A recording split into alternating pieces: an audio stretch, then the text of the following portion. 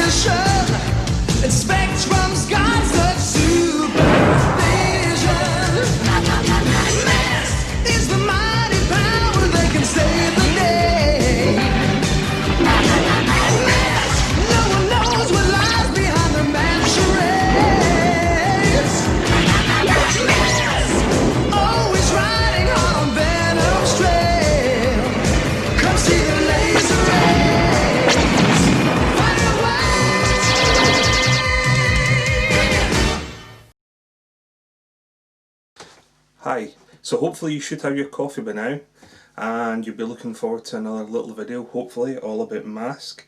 Now, I've been looking to do some videos for quite a while. I do have the M.A.S.K comic blogspot, which many of you will have noticed I've not put too much on recently. Unfortunately, work's been quite busy. Coronavirus lockdown, I think, has put a lot of people into a wee state of, maybe not quite depression, but maybe not feeling as good as they should. We've also got the two boys, so family always comes first. The other issue with the M.A.S.K comics is I didn't know how to do the videos. I think really, if you're doing a video, because people are watching it, you need some visual aids, and I thought it was going to be quite difficult to do that. After doing my first video, which hopefully you might have saw, my unboxing of Dagger's Cannon that I got free from the man Cliff Dagger himself, I realised it's maybe not as difficult to do some things, such as on my I use Pinnacle Studio, so I can do things like picture in picture. So hopefully, maybe put my finger down a wee bit, hopefully here now, instead of my son's cupboard door, you should in fact see a picture of a comic. And obviously there'll be times where I will hopefully fill the whole screen with a comic, so you don't have to see my ugly mush, and let's just see how it goes from there. So back in October 1986, I was at high school. I was 13 years old. I wasn't collecting toys anymore by that age. I was always told that if you were at high school and you were collecting toys, you would probably get bullied. So I gave up collecting toys, unfortunately. But one thing I did collect was comics. Now, there was a lot of comics from the same stable. That stable included Judge Dredd, 2000 AD, The Eagle, Battle, Action Force, and many others. And what happened is they gave away a free comic with a free issue of the first comic of M.A.S.K with every comic that they did in the boy line. So things like Roy of the Rovers, such as this one, and as you can see, this one is still sealed. This is actually one that I bought off eBay not that long ago, because I can't remember actually keeping one in the cellophane wrapper, so I'll get an image of that and hopefully it should appear picture in picture up here. So they gave away this free comic. Now, I was a bit apprehensive at first, shall we say. We'd already seen GoBots became popular, then Transformers kind of took over from that, and then along comes this thing called M.A.S.K, and I think many of you will appreciate that there are some similarities, that we have vehicles that can, I'll use the word convert, because that's what Kenner used to distinguish it from being a transformer that transforms. So we had these vehicles that converted from one thing into another. I got the preview comic. In fact, I actually had a couple, because I was collecting a couple of the comics at the time, and I got sucked in to this whole new, great new world of adventure, as it says on the comic. Now, at first, like I say, I was very unsure. Very unsure. But over the next couple of weeks, it was fortnightly, the comic. So over the next couple of weeks, I started collecting it. And it's the first and only comic series that I actually have from issue preview all the way through to the end of its run, including all the holiday specials, and including when it eventually forged with the Eagle, as many comics did back then. Now, I was speaking with David Pugh, who is one of the artists on the comic, and what he said is there's actually a number, I think it was 20,000 or so copies. So once a comic got too low in the sales of figures, that's when it then merged with another comic, normally the Eagle.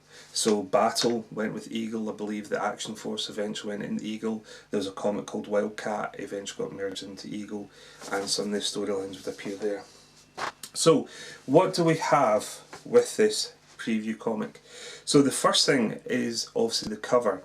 Now, the first cover very much has a distinction between the front cover and the back cover, which later issues utilised the cover fully, so that you had a full panoramic sheet that the artist could make full use of. Now, one of the problems, and this is why I've not done this before, is I want to show you a comparison in the size. Now, that's a sheet of A4 paper, and as you can see, it's slightly bigger than A4 paper, and I've got an A4 scanner, so it's going to be very difficult for me to scan in a copy to show you. And for anyone watching from America, I have a Flash comic here. I don't know why, I've never been into Flash, so I don't know where that came from. So as you can see, that is a size differential between an American comic and the UK M.A.S.K comic. And the UK M.A.S.K comic was actually a lot bigger than any of the other comics that were around at the time. Now, I guess if you grew up in America, you'll be used to this sort of size. I mean, DC, Marvel, IDW, all the comic manufacturers, and I say comic because that's the term that we use in the UK. We don't feel the need to add the word book onto the end of that. Everyone knows what a comic is in the UK. So I don't understand why they're so small in America. I mean, if you're going to have some beautiful imagery, do you not want it to be big and proud? I mean, I don't know. I'm not going to dwell too much on that. So, on the front cover, and this copy, by the way, it is a bit beaten, it is a bit battered. This is a second-hand one that I bought. I bought an almost fully complete second set, so that I didn't have to use my own ones that are not locked away, but safely away, for about £18. So if you're looking for a price guide, I'm not going to tell you what you should or shouldn't pay for them. All I'll say is the price on the cover is normally 35p. So if you pay more than that, that's entirely up to yourself. So on the front cover we have Matt Tracker, Miles Mayhem, and then we have the respective teams either side of the cover. It's a very prominent, very bright picture. Now, one of the things as well is the head banner on the M.A.S.K comic only has the word M.A.S.K with the image of the mask below. There is no rhino on the logo. Now, obviously with the format of the page, if Rhino was there, it would take up the whole of the page, or the actual M.A.S.K logo would have to be quite small in the corner. So I think they did the right thing there by actually doing that. So when we open up, there's an opening page that says, "A world where illusion is the ultimate weapon." We have Matt Tracker facing off against Miles Mayhem, giving you information, a little bit of information about the background of M.A.S.K versus Venom, and we have some great images of the M.A.S.Ks. Now, the first story is called M.A.S.K The Beginning. Now, this is one of the things where there seems to be a bit of confusion amongst the M.A.S.K community, because in the cartoons we didn't really have a beginning story. If you buy the DVDs, it does mention Matt's brother Andy, and he was killed, and they split up the teams M.A.S.K and Venom. However, Miles Mayhem and his team don't actually know who Matt Tracker is or any of the rest of the members of M.A.S.K until also you get to the racing series, which is completely different anyway. So we start off, there's a thing called the Peaceful Nations Alliance, which I believe we do hear of in the M.A.S.K cartoons. So basically Washington DC, London, Paris, various other places coming under threat from an organisation called Contraworld. Now I can't remember if we hear Contraworld anywhere else, but certainly in the comics we do. We then see Miles Mayhem giving a speech to the Peaceful Nations Alliance, and then Matt Tracker, Millionaire, at play. Now, from the comic, we do find out that Matt Tracker is actually 28. Now, I know that there has been some dispute over his age. Whether he is 28 or not, I'm not too sure, but certainly in the UK comic he is, at least when they start developing the mass weaponry. So we then have the M.A.S. team with Miles and Matt, and then Matt's brother. Now in the UK comic there is a slight difference as well. His brother isn't called Andy, his brother is called Joe. Okay? Now whether that's a relation to G.I. Joe, not too sure. Whether it's because Andy was trademarked by the cartoons and the DC comics and Kenner themselves, I'm not too sure, but certainly he's called Joe, and we see the M.A.S. team being obliterated. We see the Venom team taking over and taking the vehicles, and then we eventually see a brand new M.A.S. team, i.e. the M.A.S. team that we now have come to love and know, striking back, and we discover that Matt Tracker managed to get himself into a gun turret and stay safe. He hid himself away, and then he made a windsail land vehicle and managed to cross the desert to get back to where he was. Now, there is a film, I think, can't remember if it's Sahara or not, but I think it stars Matthew McConaughey, where there's a plane and they do a similar thing. They create a land vehicle with a sail from some parts. So I think if you're ever going to make a film about M.A.S.K, I'm not too sure how that would go down too well, because obviously there would be some similarities there. Now then we move on to a strip called Secret of the Tomb. Now, for those of you who are in America, you're probably used to your comics where a story will be the full comic and it might continue on to the next issue and then the next issue, and it'll be intertwined with various other stories. In the M.A.S.K comic, invariably there was normally about 5 stories, and the good thing about that was some were only one-shot stories, so you maybe have like 5 pages and that was it, over and done with. Some would then continue on to the next comic. Also, with this being the preview comic, they're all just one-shot stories to give you a feel of who M.A.S.K are. Now this one is called Secret of the Tomb. Now what I'm going to do is I'm actually going to scan this one in and put it on here for you.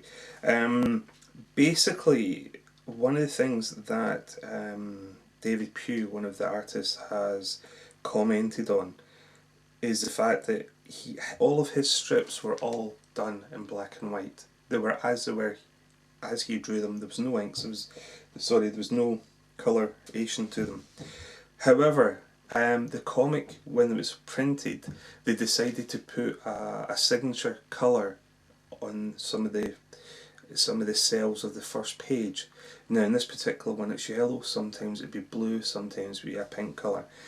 It's a bit strange. I'm not too sure exactly why they did it. Maybe they felt that they had to put a bit of colour in it. I can understand why it was black and white, because obviously it's cheaper to print black and white, keeps the cost of the comic down somewhat.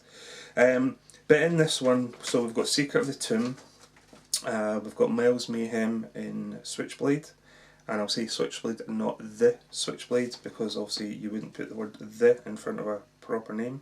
We've got Cliff Dagger in Jackhammer, and they're approaching one of the pyramids in Egypt. So the comic goes on, and we have them attacking, and then we see Matt Tracker beside Thunderhawk with Bruce Sato, and we've got the infamous Scott and T-Bob. and also they become aware of the fact that Venom are attacking, and they make haste and eventually save the day. So that's quite a good wee strip, and that basically takes us up to the middle pages, the centre spread. Now, I've kind of glossed over the story a little bit. I mean, feel free to read it if you wish, if you've got a copy. You can always go into my M.A.S.K blog and have a look there as well. I do go a bit more into depth in that because I've already done that. It was several years ago that I did it. But what then happens is you then get to the centre page. Now, in this centre page we have Boulder Hill. So it tells you a bit about Boulder Hill. You see Boulder Hill, the gas station, and then you see Boulder Hill, the reality.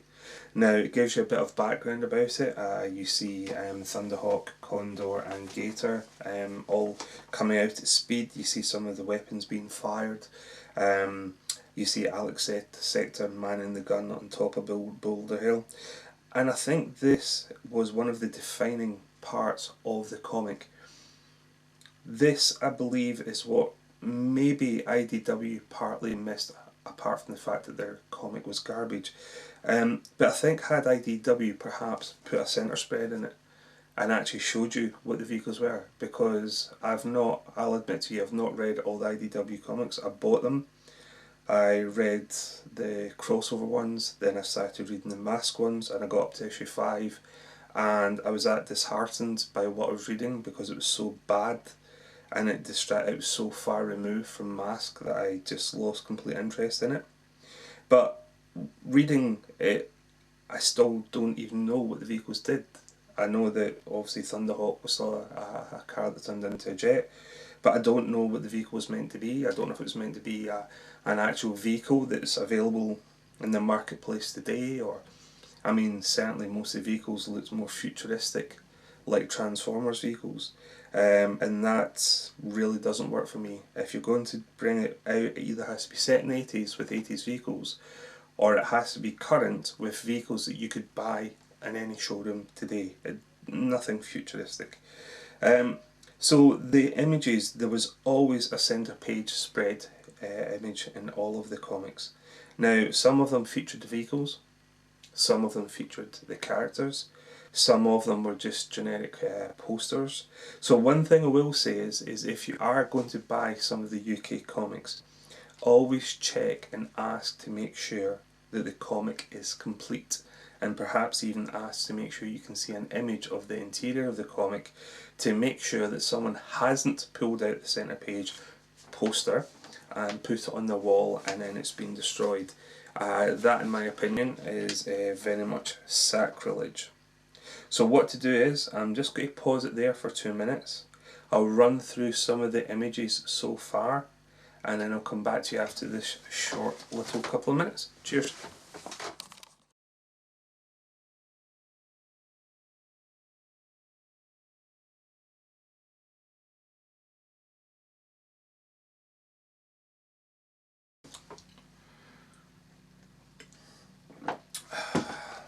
Nice to have a wee coffee break, isn't it? Okay, so after the centre page, we then have a story called The Day It Rained Money. So Miles Mayhem from Switchblade is dropping banknotes all over the place. Turns out that they're counterfeit, but the time that people realise that they are counterfeit, some people have already bought a couple of Cadillacs. A little boy's bought a sweet factory and is indulging in the sweets. Now, one thing you will find with the UK M.A.S.K comic is because obviously it's made in the UK, many of the stories will feature in the UK, or they will also feature in Europe.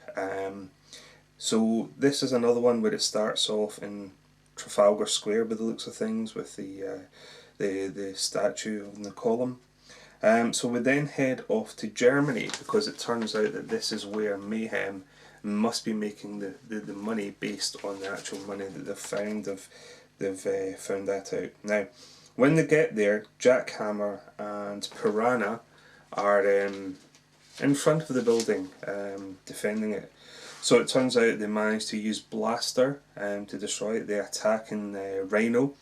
So you've basically got Honda McLean hanging on for dear life to the side of Rhino, to use his blaster mask to destroy the vehicles.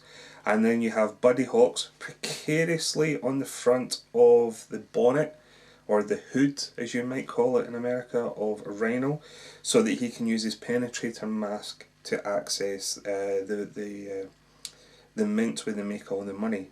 Now, I'm not too sure why Buddy has to be on the bonnet, why he can't be inside Rhino, I'm not too sure, but it makes it more interesting. And then they eventually destroy all the plates for the forgery, and then they move on. Job done. So we then move on to a page where it's talking about a special report page from Matt Tracker. And then we have Miles Mayhem discussing, forget Tracker, you can always write to me, Miles Mayhem. So basically they wish to pay you £5 if you send in a letter or a story or a suggestion or an idea to them. And it's then they also have a thing called Collect Award. Now what it says is, in each issue of M.A.S.K for the next 12 issues, we'll publish a special word. The 12 words, which will not be printed in order, will make up a sentence relating to the word of M.A.S.K and Venom. Work out the sentence and send it to the address we publish later. We have 12 sets of M.A.S.K toys to the winners. Here is your first word, which is triumph. Now, I kind of figured out what the sentence might be before we eventually had all the words, so I was ready to go as soon as we got the address. And it's funny the things that your mind forgets. Looking through some stuff one day, I found an envelope with one of the toys with a letter from the comic, because I had actually won and I'd forgot all about that, so I was one of the winners. But I don't think my name was ever appeared in the comic for that, which is actually a shame. Now also, in relation to the letters page, they then had a thing called M.A.S.K art as well. Now it's because of M.A.S.K art that I started to come up with ideas of M.A.S.K vehicles and masks. I was recently asked if I had an idea of what my vehicle would be and what my mask would be if I was an agent.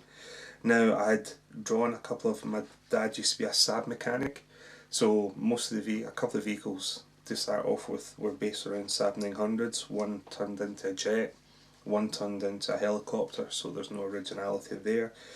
I then created some other drawings, which eventually, instead of sending to the comic, I sent to Kenna themselves to see if they'd be interested. And also, as a result of doing this and reading M.A.S.K, I then wanted to become a toy designer, which then led me on to doing art and design and technical drawing, both of which I'm not very good at, so hence why I'm not a toy designer anymore. Sorry, ever. Sorry, I should say. I'm not a toy designer.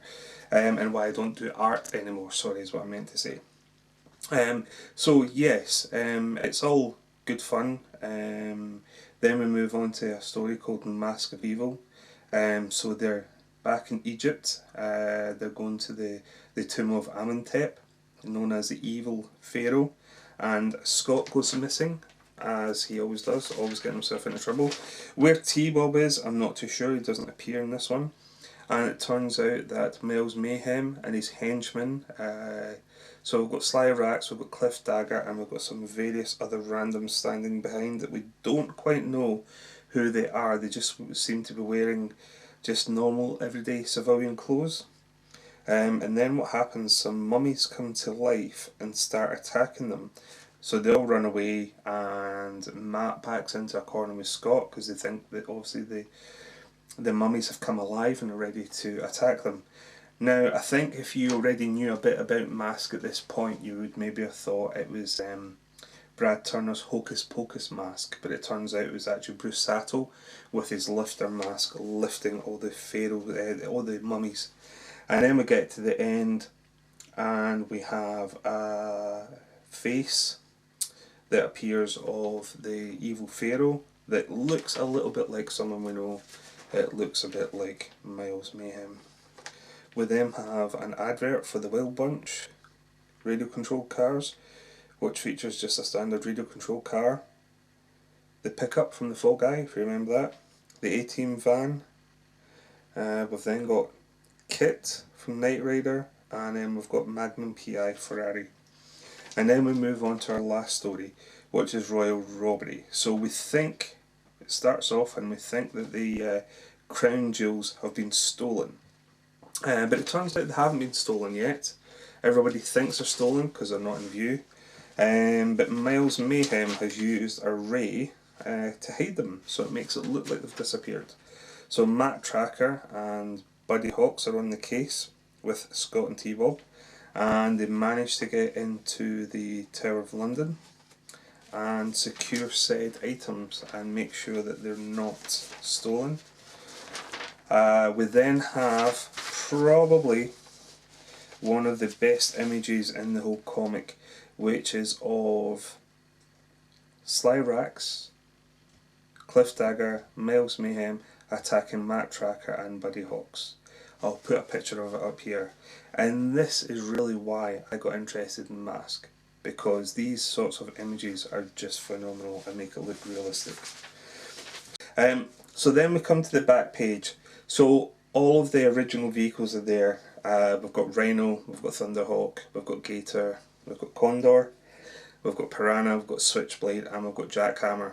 Now, the more astute of you will see Gator has actually got 2 people in it, so we're not too sure whether one of those people might be Buddy Hawks perhaps. And also I'm not too sure why its hydroplane is flying out over sand. Okay, but it is an iconic image. It's one of the images that sticks in my head for M.A.S.K. So that's the preview issue. Over the course of the next little while, hopefully I'll do some more videos, but it's time dependent. Like I say, I've got a family, you saw what just happened there, little Max coming in, and so I'll just do a little bit here and a little bit there, and hopefully I might be able to do more things with my editing software to make them more interesting for you. But hopefully you liked it, and yeah, we'll see you again. Bye.